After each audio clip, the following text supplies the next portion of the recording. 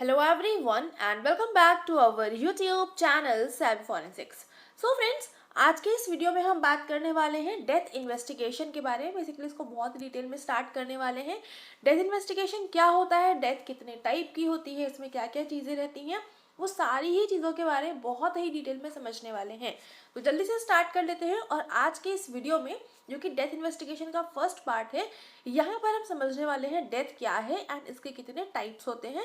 And फिर धीरे धीरे करके इसमें जो बाकी की चीज़ें होती है, जैसे मोड ऑफ डेथ है, साइन ऑफ डेथ है, किस तरह से इन्वेस्टिगेशन करनी है, ये सारी चीज़ों को बहुत ही डिटेल में हम पूरी सीरीज में इसको समझेंगे। ठीक है, तो अभी जल्दी से स्टार्ट कर लेते हैं। अच्छा, एक रिक्वेस्ट और, ये जो सीरीज आपकी स्टार्ट हुई है डेथ इन्वेस्टिगेशन की, तो इसको पूरा ही डिटेल में हम करेंगे। तो आप सभी से एक रिक्वेस्ट रहेगी कि इस वीडियो को सभी के साथ में शेयर कर दीजिएगा, ताकि सभी तक ये वीडियो पहुंच सके और सभी लोग डेथ इन्वेस्टिगेशन को बहुत ही डिटेल में पढ़ सके।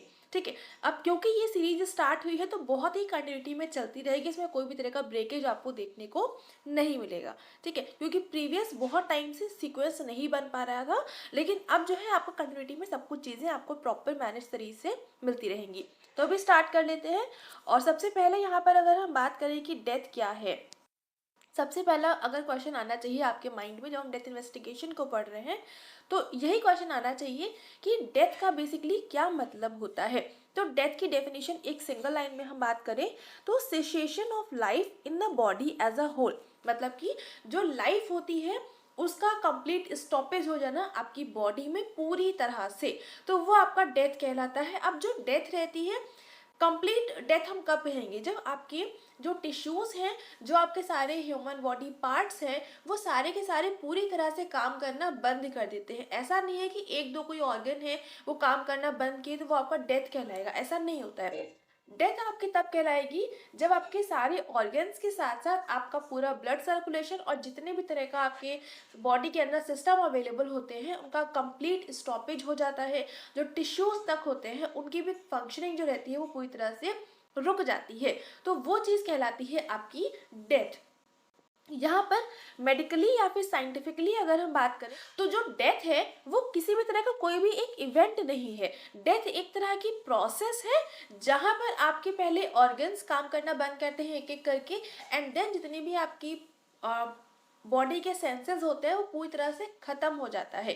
ठीक है, तो वो धीरे धीरे करके एक प्रोसेस चलती है। तो इसी वजह से जो डेथ होता है इसको हम एक प्रोसेस कह सकते हैं, इसको हम कोई भी तरह का इवेंट नहीं कह सकते। इवेंट का मतलब कोई भी चीज़ थी एक बार में हो गई ख़त्म हो गया, ऐसा नहीं होता है डेथ में कभी भी। डेथ में धीरे धीरे करके चीज़ें चेंज होती हैं एंड देन आपकी लास्ट में कंप्लीट डेथ होती है। तो इसी वजह से डेथ एक तरह की प्रोसेस कहलाई जाती है। यहाँ पर होता क्या है, जो कि जो भी सेलुलर मेटाबॉलिक प्रोसेस होती है अलग अलग टिश्यूज़ में, अलग अलग ऑर्गन्स में, वो धीरे धीरे काम करना बंद करते हैं अलग अलग रेट पे, यानी कि अलग अलग उनकी स्पीड रहती है काम करने की। तो वो धीरे धीरे करके अपना काम करने की जो वो रहती है वो आपका बंद होने लगता है और लास्ट में पूरी तरह से क्लोज हो जाता है, पूरी तरह से बंद हो जाता है। तो वो चीज़ आपकी कहलाती है डेथ। इसके बाद में अगर हम बात करें कि जो डेथ की स्टडी होती है उसको हम क्या कहते हैं, डेथ या फिर इसकी जितनी भी प्रोसेस रहती हैं तो उसकी जो स्टडी होती है वो कहलाती है थेनेटोलॉजी। और जब इसको हम फोरेंसिक टर्म में पढ़ते हैं तो वो भी आपका फोरेंसिक थेनेटोलॉजी कहलाएगा। बाकी उसको कोई खास मतलब नहीं रह जाता है, क्योंकि थेनेटोलॉजी का अपने आप में ही मतलब होता है डेथ इन्वेस्टिगेशन। आप इसको चाहे डेथ इन्वेस्टिगेशन कहो चाहे थेनेटोलॉजी कहो, एक ही चीज़ है। क्योंकि फोरेंसिक एस्पेक्ट से भी हम थेनेटोलॉजी में एक यही चीज़ फाइंड आउट कर रहे हैं कि जो भी इंडिविजुअल है उसकी डेथ हुई है या नहीं हुई है। तो ये चीज़ आपकी कहलाती है थेनेटोलॉजी। और इसमें जो भी डेथ हुई है तो वो कैसे हुई है, क्या हुई है, तो वो सारी ही चीज़ों का आपका इन्वेस्टिगेशन करा जाता है। कब हुई थी, कितने टाइम पहले हुई थी, किस वेपन से हुई थी, वो सारी चीज़ें आपकी इसमें एग्जामिन करी जाती हैं। तो ये हो गया आपका थेनेटोलॉजी एंड डेथ की डेफिनेशन। उम्मीद करती हूँ यहाँ तक आपको क्लियरली सब कुछ बहुत अच्छे से समझ में आया होगा। अभी आगे चलते हैं। अब यहाँ पर अगर हम बात करें कि जो डेथ है उसको हम कितने तरह से क्लासिफाई कर सकते हैं, तो डेथ को बहुत ही सिंपल टर्म्स में हम तीन तरह से डिफाइन कर सकते हैं।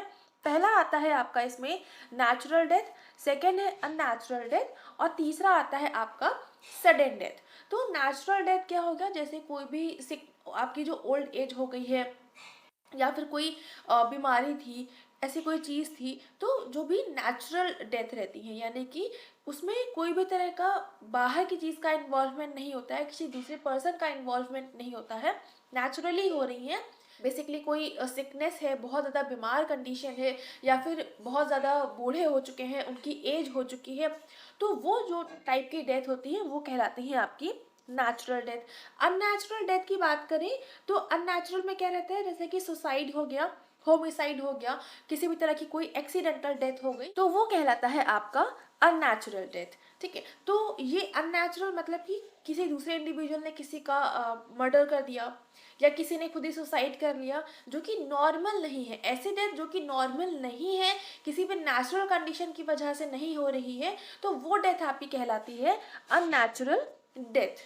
ठीक है, इसके बाद में नेक्स्ट है आपका सडन डेथ। सडन डेथ का मतलब होता है कोई भी अनएक्सपेक्टेड डेथ, ऐसी डेथ जो कि अनएक्सपेक्टेड है, जिसको किसी ने भी एक्सपेक्ट नहीं किया था, और जो कुछ 2 घंटों के 1-2 घंटे के आसपास हो जाती है पूरी तरह से, तो वो आपका कहलाता है सडन डेथ। इसमें आपके अगर हम कुछ कॉजेज़ की बात करें, तो जैसे कि कोई पॉइजनिंग का केस है, किसी ने किसी इंडिविजुअल को बहुत ही हैवी अमाउंट में पॉइजन दे दिया और 1-2 घंटे में उसकी डेथ हो गई, तो ये कहलाता है आपका सडन डेथ। या फिर कोई भी आपका हार्ट, लंग्स या फिर कोई भी नर्वस सिस्टम की प्रॉब्लम है और वो अचानक से बहुत ज़्यादा उसने डैमेज कॉज कर दिया, तो वो आपका कहलाया एक तरह का सडन डेथ।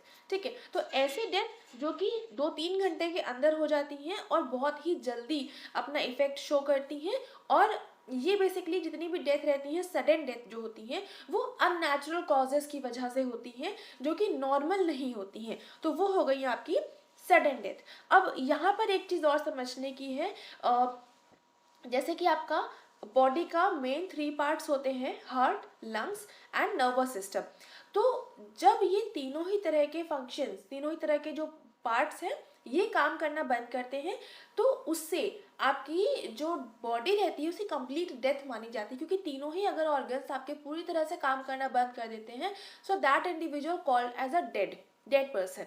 ठीक है, सो अब यहाँ पर होता है क्या, जो तीन, ये आपकी जो तीन बॉडी के ऑर्गन्स हैं, heart, lungs and nervous system, जहाँ पर आपका ब्रेन वाला पोर्शन आ जाता है, तो इन तीनों को ही आपका बिशप्स ट्राइपॉड ऑफ लाइफ बोलते हैं। तो ये चीज़ें मैं ऑलरेडी आपको ये टर्म बहुत बार पहले भी पढ़ा चुकी हूँ, क्वेश्चंस के फॉर्मेट में जब हमने पढ़ा था वहाँ पर भी, और जो कुछ आपके फैक्ट के पर्सपेक्टिव से वीडियोज़ आए थे वहाँ पर भी। ठीक है, तो ये जो तीनों ही चीज़ें रहती हैं, इन तीनों को अगर हम कंपाइल फॉर्मेट में बात करें, तो ये तीनों आपके बिशप्स ट्राइपॉड ऑफ लाइफ कहलाते हैं। तो ये चीज़ काफ़ी इंपॉर्टेंट है, आपको इसको थोड़ा सा ध्यान रखना होगा। इसके बाद में अभी हम आगे चलते हैं। एक तो टाइप आपका क्लासिफिकेशन डेथ का ये वाला हो गया, जहाँ पर हम पढ़ते हैं natural, unnatural and sudden death. इसके बाद में नेक्स्ट क्लासिफिकेशन आता है आपका, जहाँ पर जो डेथ का क्लासिफिकेशन होता है वो मेडिको लीगल एस्पेक्ट से होता है। मेडिको लीगल पर्सपेक्टिव से जब हम डेथ को पढ़ते हैं, डेथ के टाइप्स को पढ़ते हैं, तो वो वाले आपके 2 तरह के टाइप होते हैं, जिसमें पहला होता है आपका सोमैटिक डेथ और दूसरा होता है आपका मॉलिक्यूलर डेथ। तो एक एक करके दोनों को समझते हैं। अगर हम बात करें सोमैटिक डेथ की, तो सोमैटिक डेथ को हम यहाँ पर क्लिनिकल डेथ भी बोलते हैं। सोमैटिक डेथ आपका क्लिनिकल डेथ भी कहलाता है, या फिर इसको हम सिस्टमेटिक डेथ भी कह सकते हैं। ठीक है, क्लिनिकल डेथ या फिर सिस्टमेटिक डेथ, ये आपके सोमैटिक डेथ के ही अदर नेम हैं। अब यहाँ पर इसका मतलब क्या हुआ, सोमैटिक डेथ। तो जो सोमैटिक है, सोमैटिक मतलब कि सोमा, सोमा जो सोमैटिक टर्म है वो सोमा टर्म से आया है, उसका मतलब होता है बॉडी पार्ट्स, बॉडी ऑर्गन्स। तो सोमैटिक डेथ में क्या होता है, यहाँ पर जो बॉडी रहती है वो धीरे धीरे आपका irreversible cessation of the functions, जो भी बॉडी के फंक्शंस होते हैं, बॉडी के ऑर्गन्स होते हैं, उनकी फंक्शनिंग धीरे धीरे स्टॉप होती है और वो इरिवर्सिबल होती है। यानी कि अगर उन्होंने काम करना एक बार बंद किया तो वो वापस से रिवर्स नहीं हो सकते। रिवर्स नहीं हो सकते का मतलब कि वो वापस से फंक्शनिंग में नहीं आ पाएंगे। तो ये चीज़ आपकी कहलाती है सोमैटिक डेथ। सोमैटिक डेथ में क्या हुआ, ये एक तरह इरिवर्सिबल आपका फिनोमिना है, इरिवर्सिबल सिसेशन है। जो भी आपके 3 इंपॉर्टेंट सिस्टम होते हैं आपके बॉडी के, और 3 इंपॉर्टेंट सिस्टम अभी मैंने आपको बताया था, आपके जो हार्ट हो गया, लंग्स हो गया और नर्वस सिस्टम हो गया, यानी कि circulatory system, respiratory system and nervous system. Circulatory कहाँ से आया, आपका हार्ट का पार्ट हुआ। Respiratory, lungs and nervous system जो ब्रेन वाला पोर्शन है। तो ये तीन जो सिस्टम होते हैं ये बहुत ज़्यादा इंपॉर्टेंट रोल प्ले करते हैं आपकी बॉडी को लिविंग लाइफ रखने में। तो यही तीनों जो सिस्टम होते हैं, जब इनकी फंक्शनिंग स्टॉप हो जाती है और इरिवर्सिबल सिसेशन होता है, सिसेशन का मतलब होता है स्टॉपेज, ठीक है।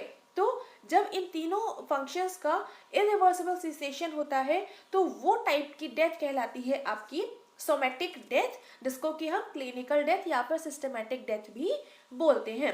अब यहाँ पर एक चीज़ और समझने वाली है, आपके माइंड में क्वेश्चन आना चाहिए कि जब ऑर्गन ट्रांसप्लांटेशन करते हैं डॉक्टर्स, जब ऑर्गन का ट्रांसप्लांटेशन होता है तो उस टाइम पर जो बॉडी रहती है वो कोमा में होती है।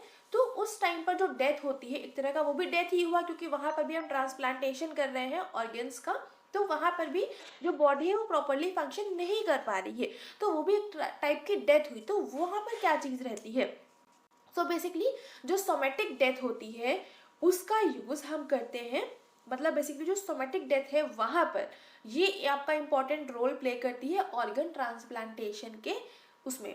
यानी कि जितने भी तरह के हम ऑर्गन ट्रांसप्लांटेशन करते हैं, रेसिसिटेशन करते हैं, ऑर्गन ट्रांसप्लांटेशन करते हैं, उस टाइम पर जो सोमैटिक डेथ रहती है वो काफ़ी इंपॉर्टेंट रोल प्ले करती है। मतलब ऐसा नहीं है कि तीनों के तीनों आपको जो सिस्टम है वो काम करना पूरी तरह से बंद कर देंगे, लेकिन हाँ थोड़ा बहुत इसका यूज़ वहाँ पर किया जाता है। तो ये चीज़ आपके माइंड में, मतलब ये आपके एग्जाम में क्वेश्चन बन सकता है, बहुत इंपॉर्टेंट नहीं कहूँगी मैं, लेकिन हाँ आपको पता होना चाहिए कि जो सोमैटिक डेथ रहता है वो इम्पॉर्टेंट रोल प्ले करता है रेसिसिटेशन एंड ऑर्गन ट्रांसप्लांटेशन में, ठीक है।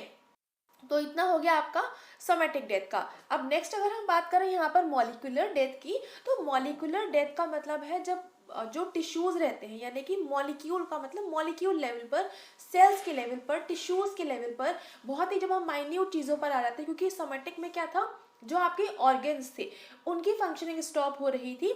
अब मॉलिक्यूल में क्या होगा, जो सेल्स हैं, जो सेलुलर लेवल पर हम आ जाते हैं, जब उनका फंक्शनिंग स्टॉप हो जाती है, उनकी फंक्शनिंग स्टॉप होने लगती है, तो उसको हम बोलते हैं मॉलिक्यूलर डेथ। और मॉलिक्यूलर डेथ को हम सेल्यूलर डेथ भी कहते हैं।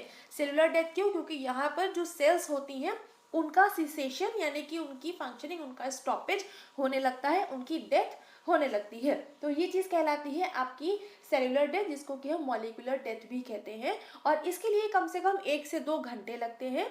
ये जो आपका क्लिनिकल डेथ हो जाती है, यानी कि जो सोमैटिक डेथ हो जाती है, उसके 1 से 2 घंटे के बाद में आपके जितने भी टिश्यूज़ रहते हैं, जो भी सेल्स होती हैं, उनकी फंक्शन धीरे धीरे करके 1 से 2 घंटे के बाद में स्टॉप होना स्टार्ट करती है। अब यहाँ पर आपके माइंड में एक क्वेश्चन और आना चाहिए कि तीनों जो आपके इम्पॉर्टेंट सिस्टम थे, उनके बंद होने के, उनके सेशन के 1 से 2 घंटे के बाद आपकी जो सेल्स रहती है इनकी फंक्शनिंग स्टॉप होती है। तो जो 1 से 2 घंटे की ड्यूरेशन है, उस टाइम तक जो सेल्स हैं, जो टिश्यूज़ हैं, वो जिंदा कैसे हैं, वो लाइव कैसे हैं। तो अब यहाँ पर होता क्या है, जो सेल्स और टिश्यूज़ होती हैं उनकी अंदर जो ऑक्सीजन बची हुई होती है, जो उनके अंदर ऑक्सीजन का स्टोरेज होता है, जो रेसिडुअल ऑक्सीजन होती है, उसका यूज़ करते हुए कुछ टाइम तक जो सेल्स होती हैं, जो टिश्यूज़ रहते हैं, वो जिंदा रहते हैं, ठीक है। तो ये काफ़ी इंपॉर्टेंट क्वेश्चन बन सकता है।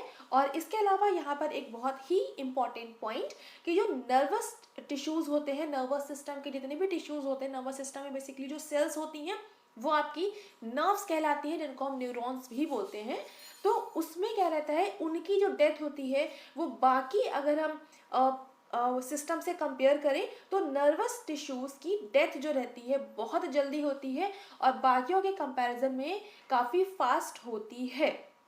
उसके अलावा जो मॉलिक्यूलर डेथ होती है, इसी की वजह से, जैसे कि हम साइंस ऑफ डेथ पढ़ते हैं, इसी में आगे हम पढ़ेंगे कि आफ्टर डेथ जो ह्यूमन बॉडी रहती है वो ठंडी होने लगती है। तो अब होता क्या है, जब मॉलिक्यूलर डेथ रहती है वही बेसिकली रिस्पॉन्सिबल होती है बॉडी के ठंडे होने में। अगर बॉडी धीरे धीरे करके आपकी ठंडी पड़ रही है और जो टेम्परेचर है बॉडी का वो इन्वायरमेंट के इक्वल हो गया है, तो वो चीज़ जो रहती है वो आपकी मॉलिक्यूलर डेथ की वजह से ही पॉसिबल होती है। तो ये भी क्वेश्चन बन सकता है, जैसे कि आपने साइंस ऑफ डेथ में पढ़ते हैं कि जो आपकी आफ्टर डेथ जो बॉडी रहती है वो ठंडी होने लगती है, जिसको हम पोस्टमार्टम कूलिंग भी बोलते हैं।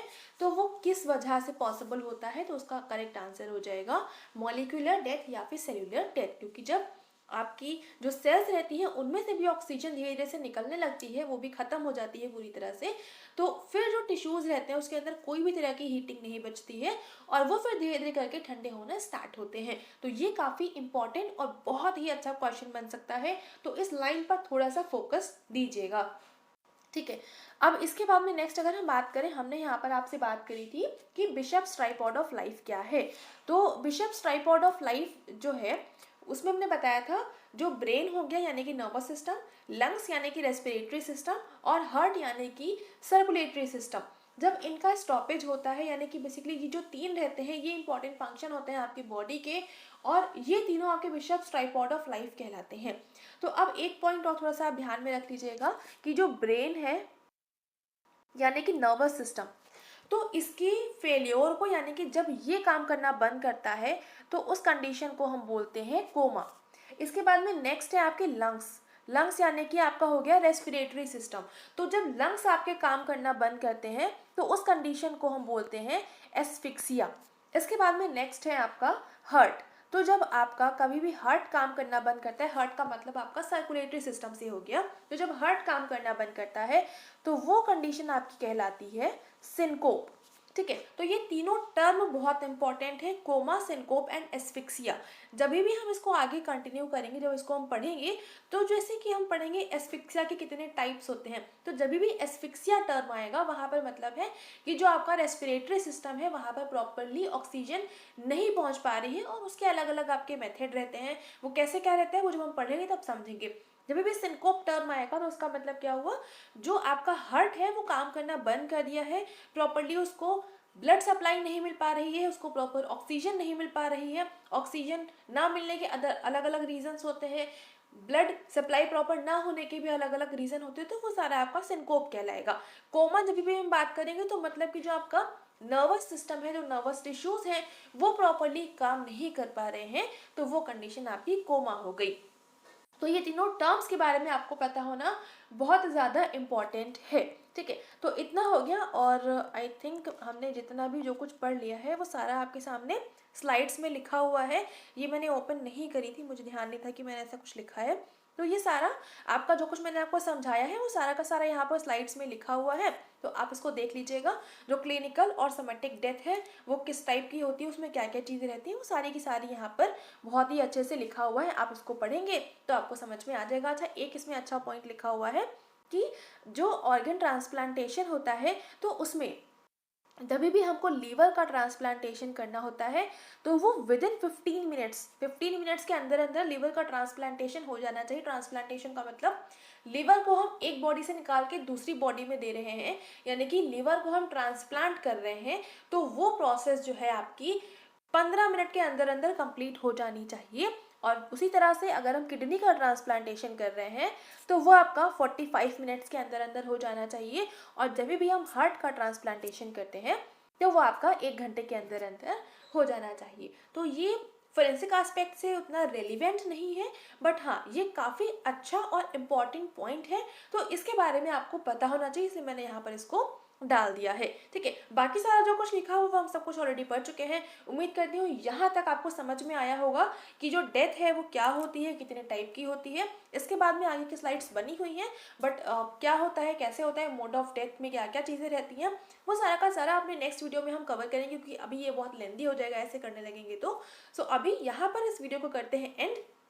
उम्मीद करती हूँ ये वीडियो आपको बहुत अच्छे से समझ में भी आया होगा और पसंद भी आया होगा। सो अगर पसंद आ रहा है तो अपने फ्रेंड्स के साथ में इसको शेयर करना बिल्कुल भी मत भूलिएगा। और इस बार कोई भी तरह का ब्रेकेज नहीं होगा, ये मैं आपको प्रॉमिस करती हूँ। एंड इस बार कंटिन्यूटी के साथ में जो साइंस ऑफ डेथ वाला पोर्शन है वो कंप्लीट डेफिनेटली होगा। ठीक है, और बाकी इस वीडियो को लाइक ज़रूर से कर दीजिएगा एंड शेयर करना तो मस्ट है ही। और चैनल पर अगर आप लोग पहली बार आए हैं तो चैनल को सब्सक्राइब कर लीजिएगा। इसी तरह के फोरेंसिक के टॉपिक्स को पढ़ने के लिए आप यहाँ पर बहुत सारे टॉपिक को सर्च कर सकते हैं, बहुत सारे वीडियोस ऑलरेडी अवेलेबल हैं चैनल पर। ठीक है, एंड अभी इस वीडियो को करते हैं and thank you so much for joining me here.